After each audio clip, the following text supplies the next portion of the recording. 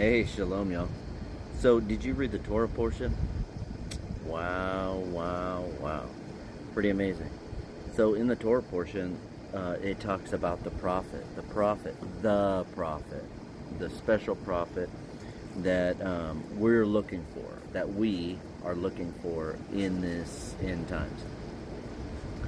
And it says that God, the Lord your God will rise up for you a prophet like me from amongst your brothers. You got to listen to him. And then with that, who is this prophet? Well, the New Testament talks about that pretty clearly. And in your scriptures, it has a little note down at the bottom of the cross-reference, right? So now we can go to Acts chapter 3, 22 through 26, and Acts 7, verse 37.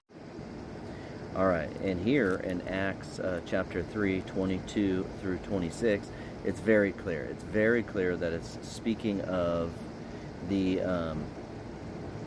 Messiah. There's no way around it. And that's just not it. There's also John and where else? Maybe Hebrews. I'll think about that. So it says, for Moshe truly said to the fathers, Yah your Elohim shall rise up a prophet like me from your brothers, from Judah. Okay? Remember, there's all the tribes there at this point. In Deuteronomy chapter 18, verse 15 through 19. That's what I'm referencing. And that's what Paul is referencing. I'm sorry, not Paul. That's what Luke is referencing here. Okay. Him you shall hear according to all matters, whatever he says to you. And it shall be that very being who does not hear that prophet shall be utterly destroyed, and from among the people. And likewise all the prophets who have spoken from Samuel and those following have all announced these days, today, the latter days.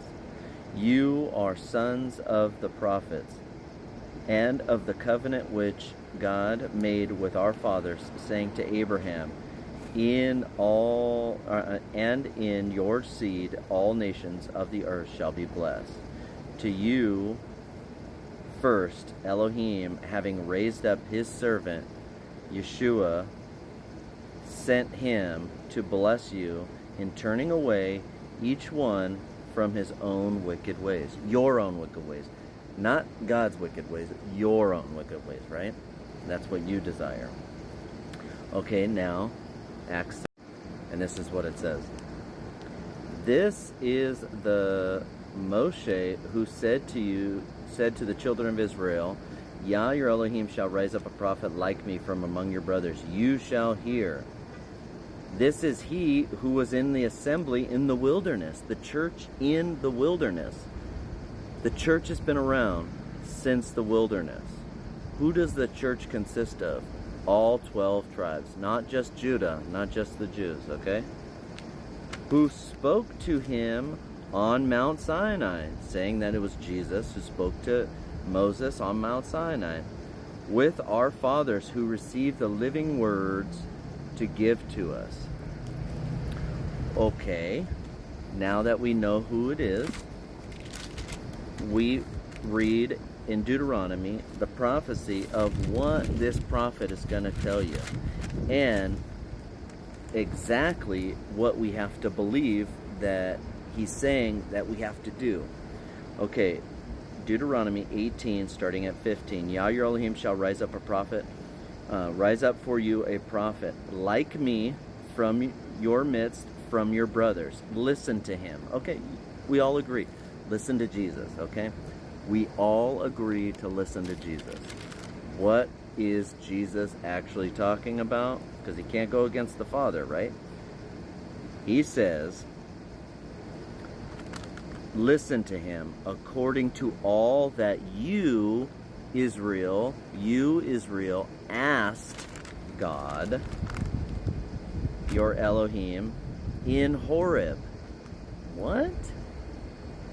In the day of the assembly, saying, let us not hear again the voice of Yah, my Elohim, nor let me see this great fire anymore, lest I die. And Yah said to me, what they have spoken is good.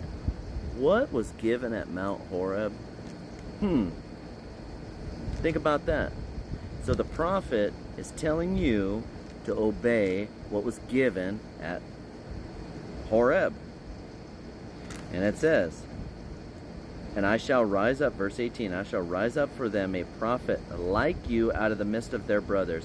And I shall put my words, God's words, that was spoken at Mount Horeb, Mount Sinai, and given to the people. I shall put my words in his mouth, and he shall speak to them all that I commanded him.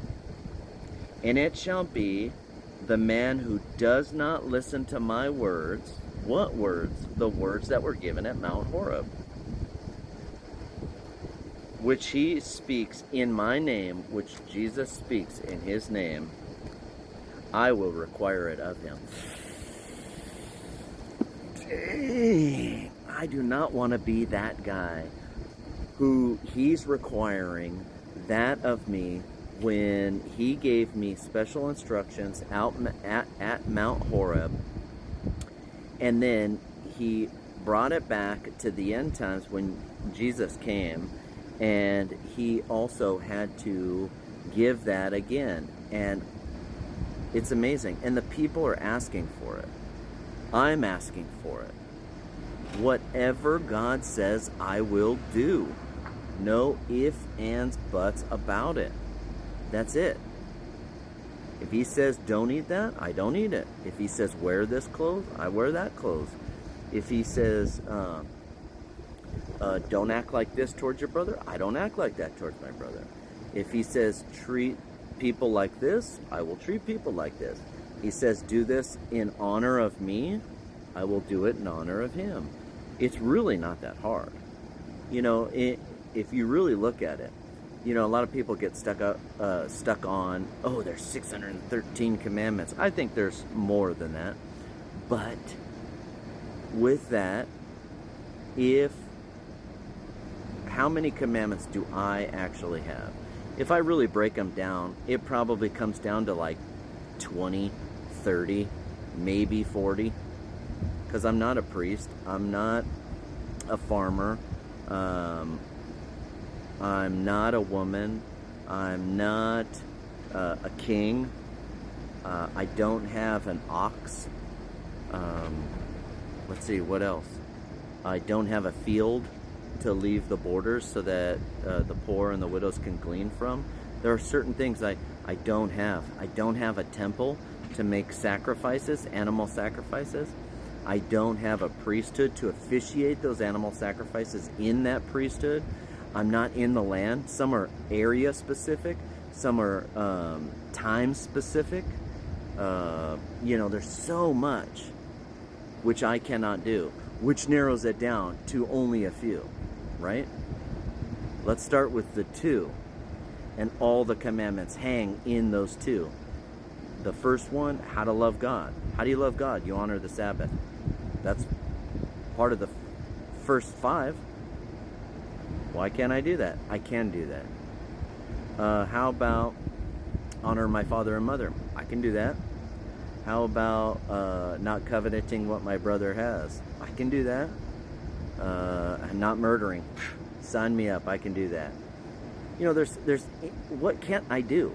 I can do everything that I can do. What I can't do is what's impossible for me to do. And plus, right now, you want to know what sacrifices he requires? The bulls of my lips. That Romans 12:1, that I am the living sacrifice, is well-pleasing. Think about that. Think about what the prophets sent to say. Shalom.